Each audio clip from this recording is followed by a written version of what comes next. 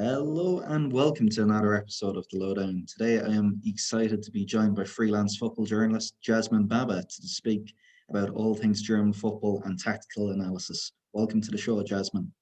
Thank you for having me. No problem at all whatsoever. Jasmine, I'd actually love to hear as to how did you get into the world of football and tactical analysis more specifically? Oh, that's a loaded question to start with.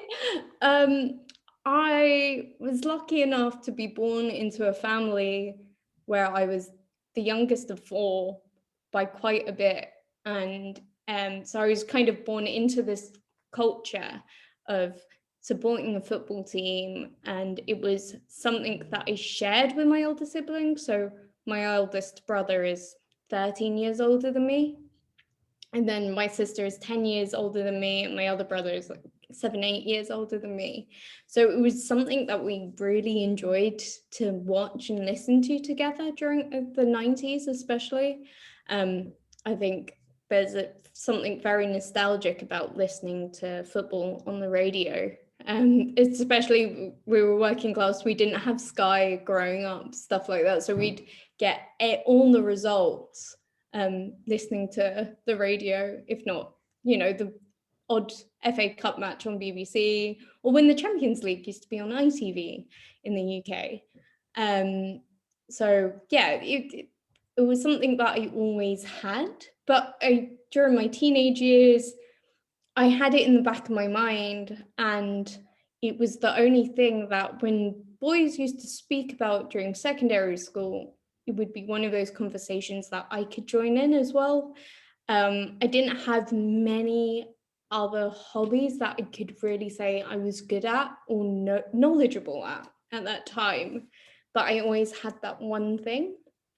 And to be honest, it took a while for that to really flourish into me. I would write on and off, especially with the kind of boom in blogs and stuff around 10 years ago. So I'd write occasionally, nothing really serious. And then I started to go from retail world of work to website content in the gambling industry because of the kind of knowledge over sports that I'd have. Again, it wasn't really writing, and it was only later and around 2 years ago when I joined my first editorial job, and I kind of winged it at the time, saying, look, I do write regularly. And it was just the knowledge of knowing what makes a sports news story, what could change markets, because I was in the gambling industry. And knowing those things got me into my first editor role. Now, at my first editing role, it was then just kind of fine-tuned on what people liked, what people like to read, and working with all these fantastic writers and journalists, and even broadcasting journalists, running and helping out with our first podcast, which included Caroline Barker, Kevin Hatchard, Andy Brassel. And you don't work with those people and then not pick anything up, and you make those kind of contacts. When what I've realized in my late 20s is that how much of the football industry and football journalism industry is based on your networking, rather than, I would say, a good 80% of it is networking and getting to know people, and the 20% is the actual writing output that you do. And out of curiosity, who is that team you supported growing up, Jasmine? Arsenal. I'm Or a not. My family are all Arsenal fans, so I was born into it. But we're also from Northwest London. And geographically, I think that would have put us nearer to Queen's Park Rangers. I actually come from the school where, and like the park area where the Queen's Park Rangers were actually originally set up, before moving to West London. But yeah, Gooner through and through. having lived in Northwest London, that's the exact same excuse I give out for when people ask me who do you support, being Chelsea. But I suppose, yeah, I suppose watching Arsenal in the late 90s, you look at Arsene Wenger, who revolutionised the English game. And you speak about your own experiences working in betting, working across multiple other sports. Did all those kind of influences work together in a weird and wonderful way to kind of to assist you in perhaps offering insights that were nuanced when it comes to football, offering a different perspective to the game? I believe so. I think everyone has a story, and that story always kind of crafts them into what they're doing at the moment. I think a lot of people, if I would go into jobs and give them my CV, they would always ask, so how did someone studying music, worked in retail, then gambling, slightly nearly got into product management, get here?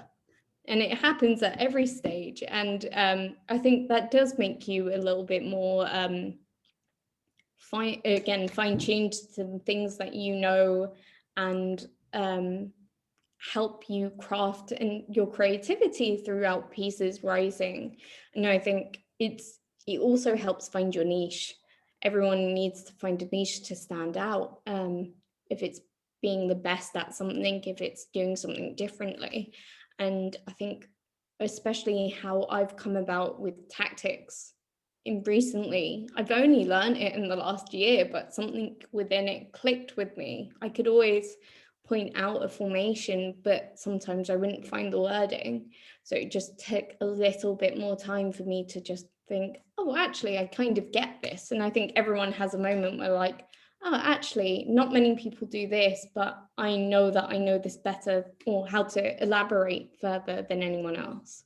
So yeah, it definitely does give you that mold on how to like communicate with other people on your passion. Brilliant. And then when you were starting off in your journalism career when it comes to football, Jasmine, you had brilliant mentors to lean on, so to speak, in the likes of Andy Brazel, Caroline Barker. I suppose over the years we've seen very few women working in that aspect of the football industry, and that's changing over time. When you begun, how difficult was that process at the start? I suppose overcoming getting constructive feedback, overcoming criticism, making that initial foray into the industry. Was there many people which you could have relied upon at the time? And likewise nowadays, with the great stuff you're putting out there, is there any aspiring female journalists reaching out to you? It's a funny thing, actually. I think people who know me will probably say I don't take criticism well. I'm very stubborn. But that I kind of appreciate that I am these things. And it has taken me a while, especially from like my mid-20s, or even a year ago, even 2 years ago, probably pre-pandemic, about how down I'd get and how I'd compare myself to others, where others were, and how I've gotten to here today. I didn't come from a conventional like background like normal journalists or writers. I don't have a journalism degree. I don't have any degree, actually. I didn't do journalism qualifications. I just was someone online who wrote. And I think, again, if you have that passion to do something with your life, everyone just needs a starting point. If you enjoy it, do it often.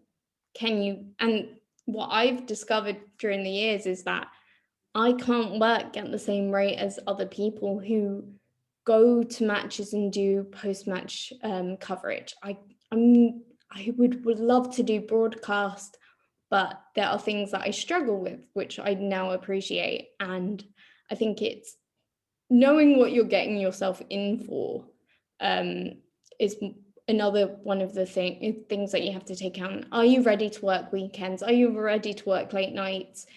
Travel places? All of these things come into context once you start getting into it and you discover if you like it or not.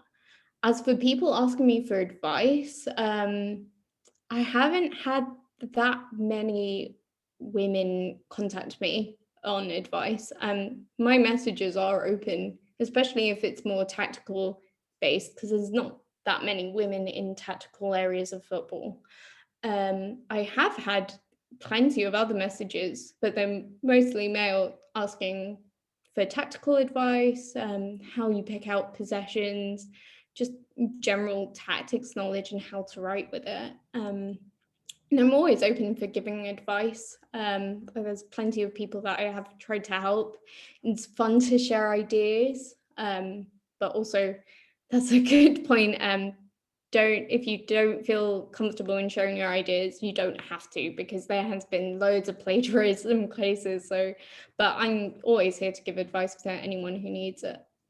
That's fantastic. And I think a key thing which you remarked upon earlier on, Jasmine, was knowing yourself, knowing what your strengths and weaknesses are.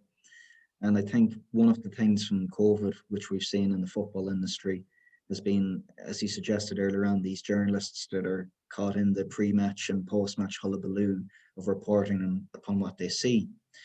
It's kind of, people have taken a step back now and they've realised this kind of fast food way of looking at football, it's not really benefiting anyone. It's primarily descriptive. One piece which I would like to bring to attention was the recent article you published on Medium covering Bayern Munich versus Borussia Dortmund. Nearly play-by-play analysis after the game. Was absolutely wonderful read and terrific insight. Where did this passion, I suppose, kind of cultivate for German football? You've since obviously moved to Germany, but where did it initially begin? I think when I was growing up, you'd have a range of football on TV, and I was never, with me on loads of sports, and it would just absorb into my brain. Like I love NFL, I love MLB, and that goes with different types of, in different countries' football leagues. German ones stuck with me a little bit earlier because it was just so chaotic. Anyone who watches German football, it's normally the same result every year. Bayern Munich win the league, but they have just shocking results in time for time. It's always been quite an expansive, open playing market, and it's always entertaining. I think there's a reason why people enjoy it so much, but also why young English attacking talents do so well there as well. It's just the type of play. And look at the stars it's cultivating: Jadon Sancho, Erling Haaland, look at Lewandowski, Müller, Serge Gnabry going from the Premier League / Championship back to Bayern Munich. And there's just a certain way of play there that really captivated me. And I think I've been lucky to have a few German football contacts that have then, across the past year or so, made me even more interested in it. And then we obviously all got that whole joy from last May when there was no football for a good 2 months, and then suddenly the Bundesliga came back. So all of that, all eyes in the world was upon it. And so it was quite nice to kind of share that passion for a bit. I mean, there'll be quite a few people who'll be like, oh, I like the Bundesliga first, now everyone's an expert in it. I guess I felt that a little bit. But yeah, I think that did kind of highlight the Bundesliga for me, and then just thought, yeah, this is a league that I really, really enjoy. I think I watch it definitely more than the Premier League now, or I just find the Premier League a bit more straining on my concentration levels. Yeah, a bit more mainstream. Even just what was on the other night, I was watching Everton versus Burnley, and I was switching over from some Spanish game that was on as well, and I could not believe just the difference in technical quality going from one game to the other. And I find it quite ironic when you speak about your love for German football being kind of read upon this idea of chaos, when it's so far removed to what you're used to as an Arsenal fan, of course, in the library that is the Emirates. I think Arsenal and Arsene Wenger in general just really upped my enthusiasm for chaos and heart attacks in the last 10 minutes. And then Of course, the fans, they're such an integral role to what makes German football great. The 50+1 rule, the fan culture. What effect, of course, we've seen in the last third of the Bundesliga season last year, but of course this year, a full season without fans in stadia all over Germany. What effect has that perhaps had on certain tactical schemes employed? Have we seen a decrease in any of the mainstream stats we've been accustomed to over the years? We have seen a change in playing style. I think that's more to do with Corona itself and how congested the fixture list is. In terms of like home advantage, that's pretty much stayed the same. Bundesliga, as I said, chaotic. Never had a very high home advantage percentage, and that hasn't really changed. It might have dropped by 1% or 2, but there's so many things you have to take into account with when you have congested fixture lists, or if you have a player out from COVID. Bigger teams are well equipped to change their team. They have more players, and with that, they're always going to be more of an advantage than the smaller teams like Köln, Arminia Bielefeld. I would say Schalke, but no, I'm not going to even going to try and use any logic with Schalke this season. But you have seen some kind of differences because of COVID. So teams aren't pressing as high as they did 2 seasons ago. They're opting to defend lower and block passing lanes rather than press high, because you need a lot of if you need so much energy throughout the whole season to keep this high intensity, high press tactic up. And the teams that have decided to stick that way have got loads of injuries, by Leverkusen basically, loads of injuries, are now struggling. So other teams have decided to just focus on that easier part of defense, and not go so high and choose to defend in other ways as closing passing lanes. You've also seen like the return of defending in a back four. Again, that kind of suits what I've just said. It's more natural coverage of the pitch, and it makes for more interesting reading of the game, really, because you've still got these high intensity runs from players and sprints from players. You see Erling Haaland just completely tearing up the pitch at times, and that automatically makes you think, oh, they're playing high, etc. No, it's just clever runs, clever passing from the back, that helps them dictate these things. With Dortmund, they're probably playing higher than they did under Favre, which probably suits them more now. But yeah, those are the kind of things that we're seeing in the Bundesliga to kind of mitigate the effects of COVID and having weakened squads or tied squads. And I suppose one team who's very much, they've been apprehensive about changing their style, so to speak, in these COVID-ridden times is Bayern Munich. Now, they've maintained a high line for all of the season, and it's nearly absurd to say they're top of the Bundesliga. Lewandowski is breaking goal records on the daily now, it seems. They've won a European Super Cup, they've won the Club World Cup. Yet Hansi Flick's position seems quite tenuous, really.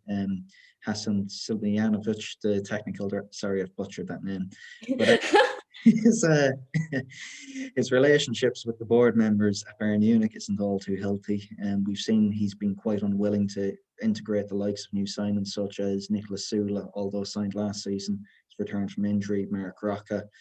We've seen a lack of willingness on his part, perhaps Flick, to work with those above him. You see his position as tenuous, especially with the German job, I suppose, available now at the moment. Like if we were to play one big game of German coaching roulette, who gets that job in the summer after Joachim Low? I can't see it. I know other people will be like, why would Flick want to go to the German national team? I think the answer is he's perfectly suited for it. Hansi Flick has never really come across as a person who wants to go and try and dominate the Premier League. He doesn't seem like a Nagelsmann or Pep Guardiola or anyone else that I could throw at you. He seems quite settled in Germany. He was Jogi Löw's assistant coach. He went to Bayern, he's won everything. Like, where do you go from there? And like, unless you change country and then try and do the whole same thing again. I think he was very, very privileged in the position he got in. I mean, going to Bayern Munich with all those kind of players, he won everything. He's won everything. He has nothing to improve. And the German job, I think he'll kind of feel relaxed in it. It's a perfect job. You're off most of the time. You get the best of the best players, and you just have to play them. And I think with how Bayern's gone, I think that could be the perfect fit for him again. Like, we've had other jobs come up. He could have easily gone, I mean, this is very stupid, but saying Dortmund came up, he could have gone for another big role. Could still go Gladbach. Who won't go Gladbach? I just don't really see anyone else but Flick taking that, especially with him not really getting along at Bayern with the higher ups. I think it just seems like him winning the Bundesliga, he might not win the Bundesliga. Bayern might not want him in the summer. There's all of these possibilities. And I think if there's the German national team coach job going, Hansi Flick would love it. I think on the surface, though, you take it as it is. But, I mean, behind closed doors, there was that suspicion that Joachim Low would have stayed on until Christmas 22 after the 22 World Cup in Qatar. But what you're going to see this summer, Jasmine, I think, in my eyes, is this huge domino effect where if indeed Flick does leave Bayern Munich to return to the German national team, you may have a Julian Nagelsmann who might come in and take the Bayern Munich job, who's been heavily linked with it in recent weeks. But his Leipzig side this season are going toe for toe. They've coped admirably without the presence of Timo Werner, who is very much their pivotal man, their go-to striker over the past few years. What adaptations, if any, has Nagelsmann and Red Bull Leipzig made this season? I think what you've seen from them, I don't think they've gone too far from what they were last season. I think they've just benefited of the consequences of COVID and the league and everyone having massive weaknesses. Nagelsmann's a tactical genius. He gets all of his players in all sorts of kind of positions and gets them used to playing in a tactical, flexible way. I think he would be perfect for Bayern. I think it's a step up. I think even if he goes toe-to-toe with Bayern this season, say he wins the Bundesliga, I think that's as far as they can go for the amount of quality and the way Leipzig, as well as the Red Bull entity, does things. And then we have to see who will then join Leipzig. There's still the Gladbach job.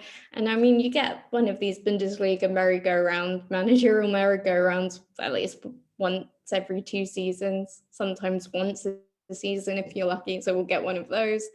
So yeah, I think what he's done with his tactical flexibility is that more players of his are sharing the load of goal scoring. I think Nkunku's the top goal scorer with 6 goals in the Liga.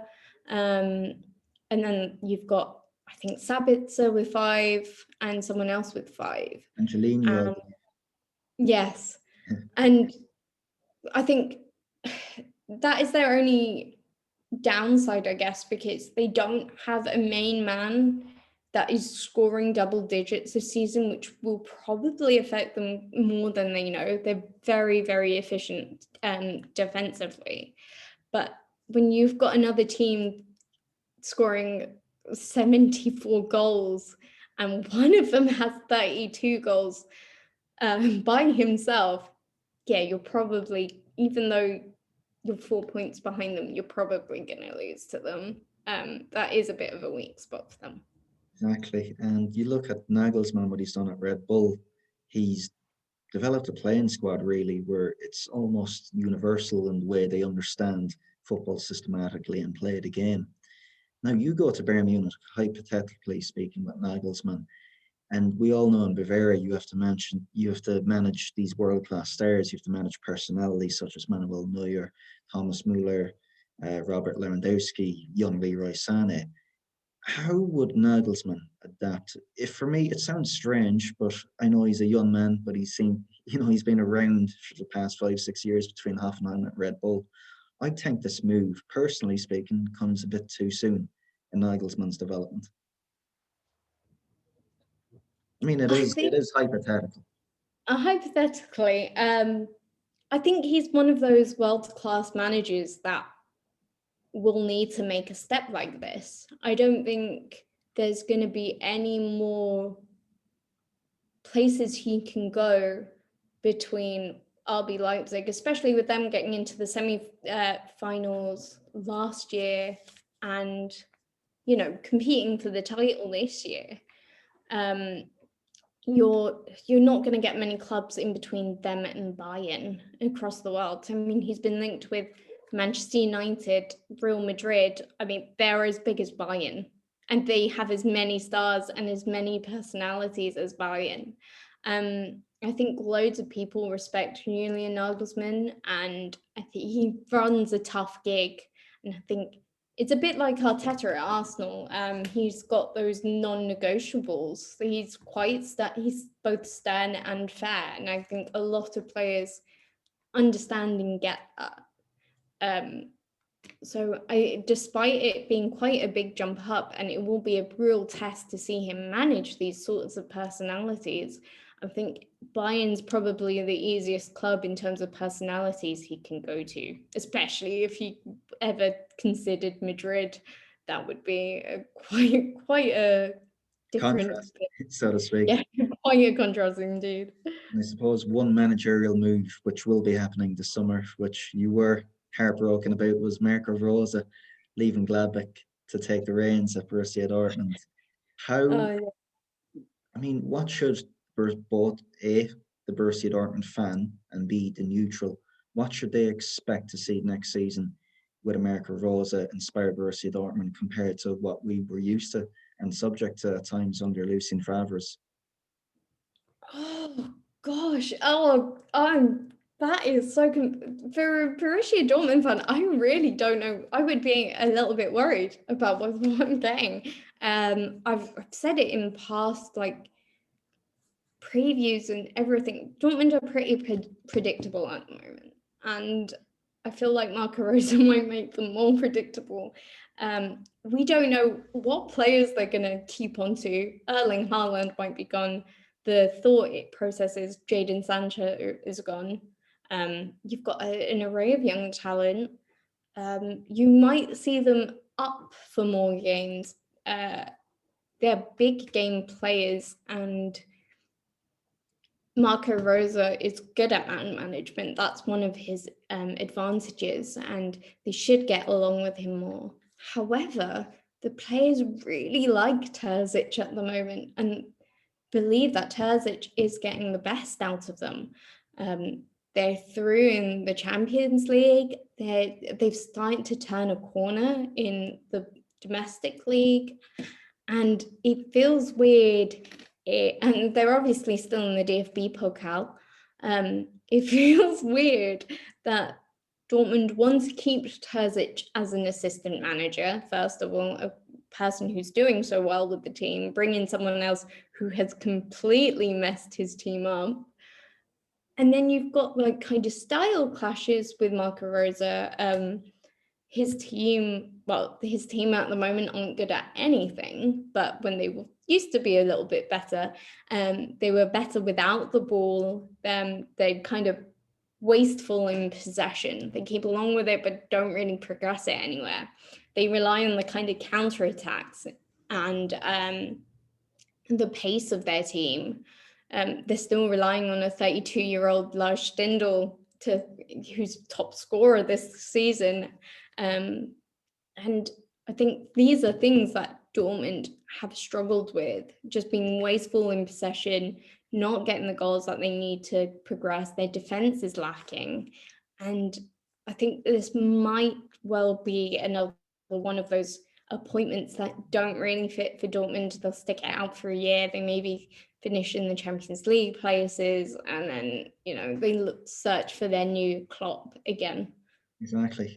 You know what? I have to agree with you about Edin Terzic. I absolutely love him. I remember the first time I came across him was listening to him in the Amazon documentary inside Borussia Dortmund, and I was like, "Who the hell is this guy?" He's well spoken, speaking about the tactics side of the game and playing with heart and passion. And we see these people in football like Guardiola, like Mourinho, that know constantly the cameras are on them and they act accordingly. With Edin Terzic in the touchline with his baseball cap, it's like no kind of awareness of what's going on around him. He's just caught up in the game. And I think what was best was a few weeks ago when Borussia Dortmund played away at Bayern Munich. It's brilliant on German TV. They have no fan noise at all or anything whatsoever. You could hear Terzic. He was like the 12th man, just shouting absolutely everything at the players. Poor Tigges, when he came on as a sub, he got an awful ear down for the 25, so he was on the pitch. But for me, I think it smacks of awful oversight from both Hans Watzke and Michel Zorc at Dortmund in terms of replacing Favre via Terzic with Marco Rose. Because for me, there are a lot of similarities between the football Lucien Favre tried to impose upon Dortmund with Marco Rose in terms of drawing out the press, counter-attack from the halfway line, so to speak. And I think if you have players there like Erling Haaland and Jadon Sancho, I don't know how malleable they are going to be to instructions from a young coach in Marco Rose. Best case scenario for Dortmund really is finding a suitable buyer for both Sancho and Haaland. I reckon if Dortmund could get a time machine and go back to last summer, they would have chewed Man United's hand off for that 120 million new for Jadon Sancho. Yeah, it's weird how things panned out. There might be a number of buyers trying to get Erling Haaland this summer before his release clause kicks in.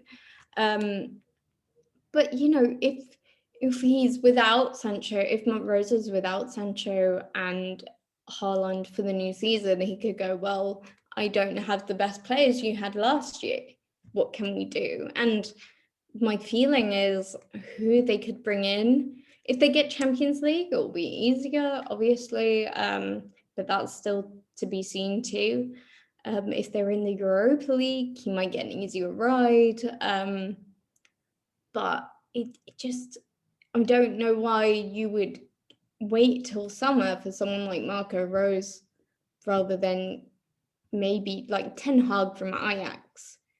Surely he wants, it's like there was rumors of Ten Hag going to Gladbach, but why would someone who's constantly in European football, grows the best youth players, go to Gladbach? You would go to Dortmund. So it's really weird, and it probably suits more of the style that they're playing and to make those improvements. Oh, Siri's just kicked off at me there. Yeah, so it is a bit on even Julian Nagelsmann. Dortmund have more funds, they have more authority in the world of football. They're a big club. RB Leipzig are doing very well, but they're not seen as big yet. So it's just weird planning on all sides of Dortmund, in my opinion. And then I suppose, as a fan of Borussia Mönchengladbach, who would you like to see personally appointed to replace Marco Rose? I think I had a long list before, but loads of people just keep on dropping out. I think at the start was Marsch, but Jesse Marsch from RB Salzburg, but I think with them slowly dropping down the table, I think it becomes a less luxurious job to take. If they were even in Europa, that would still be something, but I really don't know where this team's going to land and who they can attract. Any big names that I want aren't going to happen anymore. And Gladbach's kind of, can they get Ten Hag? I would love Ten Hag too. Hansi Flick might be available. He wouldn't fit them. Yeah, someone like Ten Hag, Jesse Marsh, just someone that actually has a tactical nous would be great. You change. Yeah. And Arsene Wenger, he's free. Surely that he's would be great. I think you're jumping the gun on that one. Isn't he tied up? No, of course he's tied up with FIFA at the moment. But Arsene Wenger at Gladbach. I think that would be amazing, especially if they keep on with like a good amount of the players that they currently have. You're thinking about one of the best developers of players ever to have graced the sport. You're looking at guys there like Marcus Thuram, Alassane Playa, Dennis Zakaria. I really wanted one or both of them at Arsenal. I thought they would just fit in perfectly. Dennis Zakaria, that's probably, the rumours are Man City for him. Florian Neuhaus, the rumours are Bayern Munich. And you've got pacey wing backs / fullbacks, and then you've got a horrible defence. Well, not horrible defence. You've got not the best defence. They were better last season. That would actually really suit him. I think you need to get a petition going. Send it over to Max Eberl. Well, I was actually gunning for Wenger for the German national team, because I don't think Arsene Wenger will make a step back into league football anytime soon. I think national's the only way he would go, and I think him under the German national team would have been class. I think surprisingly so, yeah, too. Wenger's always struck me as the type of guy, deep thinker philosophically. If you gave him a few months to prepare for a big international tournament or a series of games, I think he'd come up with something quite special, really. And there's no doubt in my mind that you look at what Deschamps achieved in 2018, albeit, how do you undermine somebody that's won the World Cup? But in terms of the style of football they played, perhaps if Wenger was there, could he have achieved a similar outcome from playing a different type of football? I certainly think so. I think the most exciting thing at the moment is players like Jamal Musiala that's opted to play for Germany rather than England, and you've got this good crop of young German players. They just need someone to kind of mold them together to perform at national team level. And I think Arsene Wenger would be perfect for that. I think in terms of succession planning, this is something Oliver Bierhoff has spoken about before. Of course, we've seen with the DFB Academy, there's a plethora of brilliant players coming through, brilliant coaches, but how do you get them all through the system at once that's convenient for the DFB? Especially, once you've seen, I just still can't get over it, Joachim Low leaving the Germany job this summer. I think it's going to create such a domino effect that will have, repercussions for club football within Germany and perhaps the national team, so to speak. I think it's just such an abrupt nature. You have the Euros this summer, you have the World Cup next Christmas. I think it comes around far too quickly for all parties concerned. I think there was kind of tellings with his last few games that people were calling for him to quit before, and I think he's probably been thinking about when he should step down. It's been such a long time, and I think the football side has outgrown him. It's a little bit like the kind of tactical ableness of Wenger back then, or Mourinho back then, or any other old coach 10 years ago. And just when the type of football moves and you can't keep track of that, it's easier at domestic level than a national coach level where you've only got your players every now and then. And I think the football was starting to outgrow him. So I think, this tournament probably was feeling like his last from before. And then I suppose, having covered all the mainstream topics such as the German national team, Bayern Munich, Borussia Dortmund, further down the table in Germany, is there any perhaps interesting sides that are quite tactically adept or doing anything interesting from a tactical point of view that neutrals perhaps could spare a few hours watching these weekends? Oh, that's interesting. Tactical. No one's doing anything tactically different at the moment. No one's really, in my eyes, tactically worth looking at. However, Stuttgart have an interesting kind of build going on. I mean, they're ninth now. I'm trying to figure out how far Gladbach have fallen, and I know they're 10th, and I know Stuttgart are above them now. I mean, Sven Mislintat from when Arsenal, did he then go to AC Milan and then I think back? he was before Wenger. He left after Gazidis went to AC Milan. Yeah, Staff, exactly. And so Sven Mislintat's there, bringing a whole new cultivated, like young players in. They're playing quite exciting football, but nothing tactically different. They were obviously promoted last year, and I mean, they're doing better than any other promoted team. I mean, your Bielefeld, for instance, who might actually stay up. But in terms of kind of teams that you wouldn't look at in the top 6, maybe, they're definitely looking like quite an innovative young structure kind of building up the ranks. It's always nice when you see a like underdog do better than you expect. And I think they've gotten a nice groundwork for the next couple of years to come to stay in the league and challenge for Europe. Exactly. And I suppose to close, when fans are allowed back in stadiums, Jasmine, given that you live in Germany at this present time, what grounds are you most looking forward to attending? Oh, any of them, all of them.